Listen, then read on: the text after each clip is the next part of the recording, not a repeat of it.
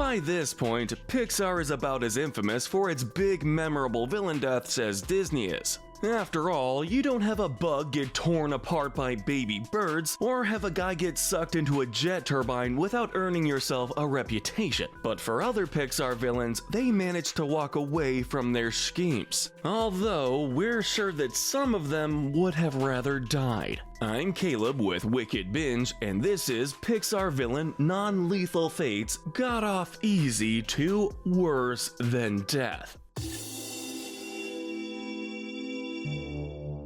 For our first category, we have the villains who got off scot-free. These are the villains who didn't really have to face any consequence whatsoever for one reason or another. For the villain we felt had to face the least amount of consequences, we had to go with the Underminer from The Incredibles. Despite being set up as the big bad of the movie, this proved to only be a red herring once we actually got an Incredibles sequel. He does get one scene to shine though, and it's one that results in a ton of collateral damage. Despite the superhero family's best efforts, the Underminer ends up destroying several roads, a bridge, a monorail track, and more than a few buildings, in addition to stealing millions of dollars from a local bank. And what sort of punishment does the Underminer get after doing all of this? None whatsoever. He not only escapes both superhero and police custody, but we don't even hear about him getting arrested later on. As far as we know, the Underminer is still out there, ready to rob more banks and cause more havoc. It's the literal definition of completely getting away with it. And we couldn't think of anyone more deserving of this top spot. For the runner-up in the totally escape consequences category, we have our first Toy Story villain, Gabby Gabby. Although not nearly as much of a threat when compared to other Toy Story villains, Gabby Gabby is still the main antagonist of the final Toy Story film. She has an army of creepy ventriloquist dummies at her beck and call, and she does all she can, from threats to manipulation, in order to get Woody's voice box. And in the end, that's exactly what she gets. Additionally, while she doesn't get the original girl that she wanted as her new owner, Gabby Gabby is still picked by a kid in the end, and gets to live her dream as a toy that gets played with. I'll help you.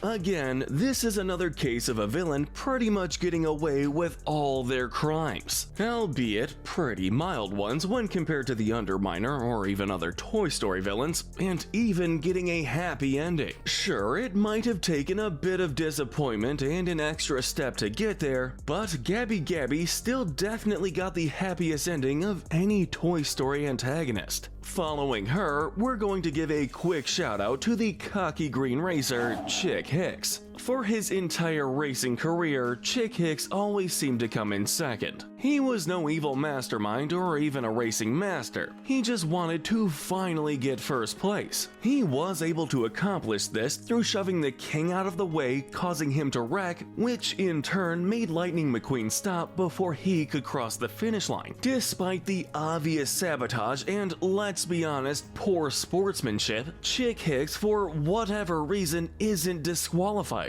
and is still awarded the Piston Cup trophy. And to be fair, his fans do turn on him and he loses out on the Dino Co sponsorship. And if that was where his story ended, then maybe he'd be a bit lower down on this list. But despite this setback, we learn in Cars 3 that Chick Hicks is still successful enough and well liked enough to have his own news TV show about racing called Chick's Picks with Chick Hicks. Welcome back to Chick's Picks with Chick Hicks. Yeah, he may be coasting on his one and only big win somewhat, but hey, a win's a win. So, while he may have had to face some consequences for his hostile actions on the track, they ultimately didn't seem to matter much in the grand scheme of things. Next, we're ranking Darla from Finding Nemo. Although more of a naive antagonist than an outright villain, her implied fish body count is enough for us to count her on this list, since her uncle is more than a little oblivious and is more than happy to spoil his niece, it's implied that even after the ordeal with Nemo and Gil, he still isn't going to teach her about how to actually and carefully take care of a new pet fish. As for any sort of consequences, while Darla does get a bit of a bad scare when Gil gets in her hair and afterwards gets squirted with water, that's hardly an actual punishment. But hey, she is still just a kid, so maybe it is warranted in that sense. Though some may disagree with us, we're also going to add Sid Phillips from the first Toy Story into this category as well. Now, we're sure you all may be arguing that yes, Sid did in fact face consequences for all his toy murder and mutilation. It's actually one of the most famous villain comeuppance in Pixar history, with Sid getting scared straight by the same toys that he treated so carelessly, causing him to be totally afraid of even the cutest looking doll after. But again, this is a case where this outcome might have landed lower on our list if not for what we learn in a sequel. While we're sure that this whole ordeal was pretty traumatizing in the moment, we see in Toy Story 3 that despite all that, Sid is still a fairly well-adjusted adult, being a garbage man who seems happy enough with his career, so long as he gets to listen to music. For these reasons, we couldn't put him up any higher, as there are still plenty of villains who had it much worse. Next up, we have the arrests, villains who were forced to jail time for what they did. For our first Pixar arrest, we have Evelyn Dever, aka the screenslaver from The Incredibles 2. Although she was almost able to get away with it, Evelyn was ultimately arrested by Elastigirl, with the help of Void by the end of Incredibles 2. But as Violet points out, Evelyn is still rich, which means it's very likely that she could simply either pay bail or hire a talented lawyer to get the charges dropped or minimized, resulting in her just getting a slap on the wrist. We also have to remember that while they may have butted heads on certain beliefs regarding superheroes, Evelyn and her brother, Winston, still had a fairly strong and positive relationship prior to her turn into supervillainy. Because of this, we could easily believe that Winston would eventually opt for getting his sister therapy or some other non-jail option over simply leaving her in jail, further increasing the likelihood that Evelyn probably wouldn't get nearly as many consequences as she probably deserved. From superheroes to monsters, next up is the former CEO of Monsters Incorporated, Mr. Waternoose. While Randall might have gotten a much harsher fate, that being beaten and most likely killed by humans, Waternoose's end was nothing to sneeze at either. After being exposed as a child kidnapper who would do anything to ensure the stability of his company, Waternoose was arrested and kicked out of Monsters Inc. What are you doing here? Take your hands off of me! The very company that he started. Which, yeah, that probably added some salt to the wound. This reason was ultimately why we had to put it above Evelyn's arrest, as it's very unlikely Waternoose would have been able to worm his way out of serving a full jail sentence despite his previously well-loved and respected business persona. Finishing up this tier is Miles Axelrod from Cars 2. Being one of the first in a long line of Pixar twist villains, Miles Axelrod was the leader of the Lemons group and organized the sabotage and even murder of several racers and spy cars before finally being found out by Mater. You're basing this on a what if? Much like Waternoose, this arrest likely resulted in him getting kicked out of his own company, that being Alanol. Speaking of which, it's probably safe to say that even if he somehow managed to stay within his company, its reputation is no doubt in the toilet, so that small victory would hardly matter. Because his crimes could qualify as international terrorism and he was arrested by the British military and not just police officers, it can also be inferred that Axelrod probably received a much higher and much more severe sentence, possibly even life in prison. It was certainly deserved, and in our opinion, opinion, it was definitely the harshest of the Pixar villain arrests. But while having to stay in jail can be a fairly harsh fate, sometimes it's not even needed. Not when the villain still ended up losing everything regardless of whether or not they were arrested. For villains as proud and powerful as these, falling from their pedestal and losing their fame and glory can be even crueler than being stuck in a cell. First up in this category, we have Ercole Visconti from Luka. Certainly the most minor example of losing everything, but still an example nonetheless. While he may have put in a strong effort to both win that year's Porto Rosso Cup and kill the so-called monsters, aka Luka and Alberto, Ercole still ended up failing in both of these goals. I saw them first.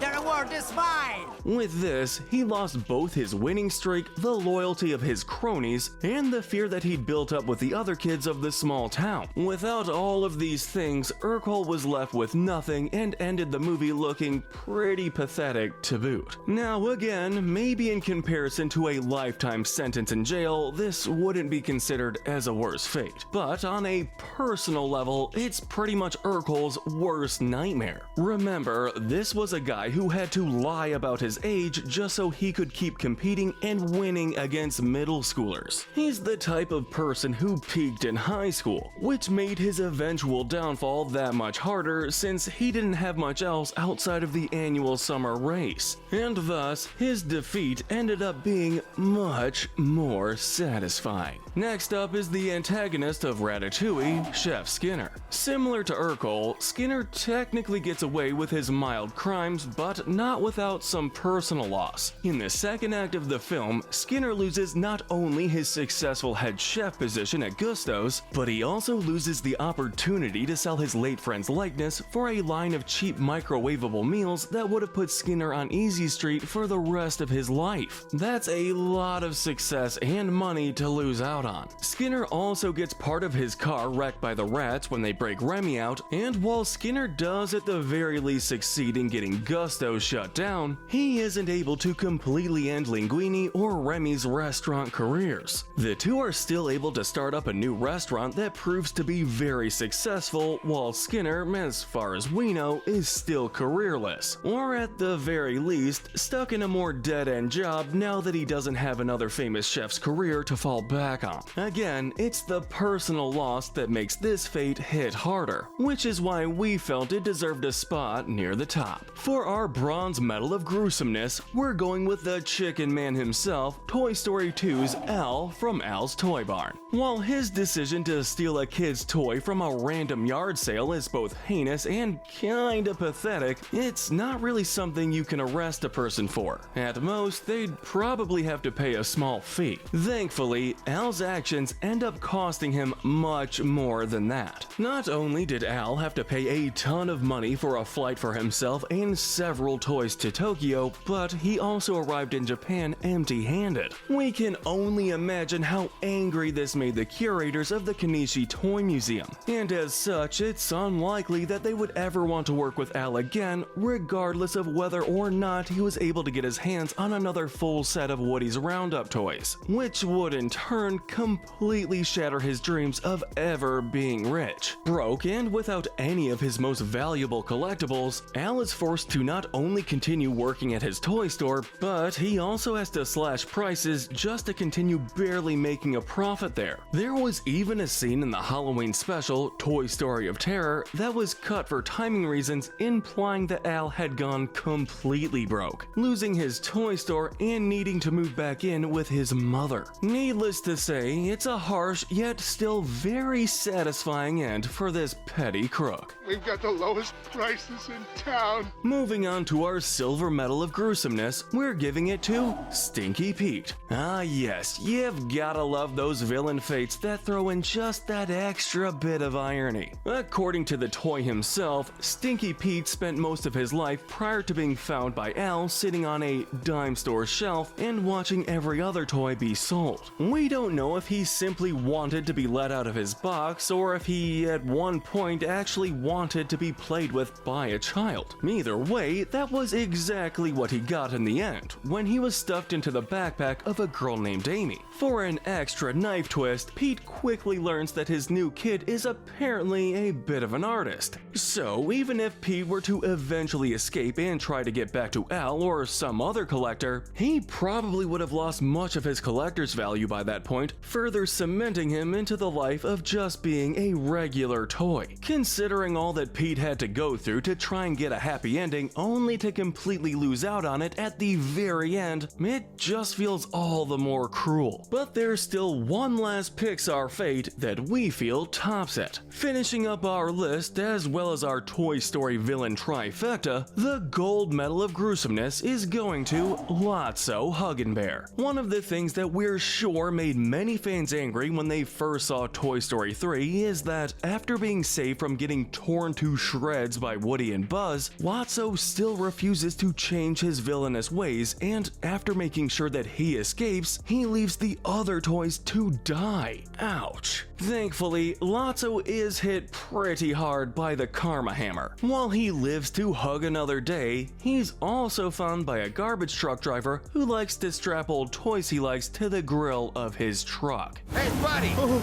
might want to keep your mouth shut. Although this ending may not be as personally cruel as Pete or Al's were, we still have to give it our top spot simply because of its potential. Being strapped to a truck's grill means that Lotso will have to deal with not only bugs, but also other harsh weather conditions that could completely ruin how soft and cuddly he is. So even if he were to escape, he'd likely just be thrown away again. There's also the risk of getting left in the middle of the road, or even getting run over by the truck if the straps keeping him on the grill were to ever loosen while the truck was in motion. Add in the additional sting of the fact that Lotso lost all the power and comfort he had at Sunnyside, something he'll never be able to get back, and you have what we feel is a Pixar villain fate that manages to be worse than death. But let us know in the comments section if you agree with our ranking, and tell us what we should cover next. Remember to hit that notification bell and binge our most gruesome playlist, where we break down the most gruesome moments and deaths in your favorite cartoons, shows, and movies. But most importantly, stay wicked.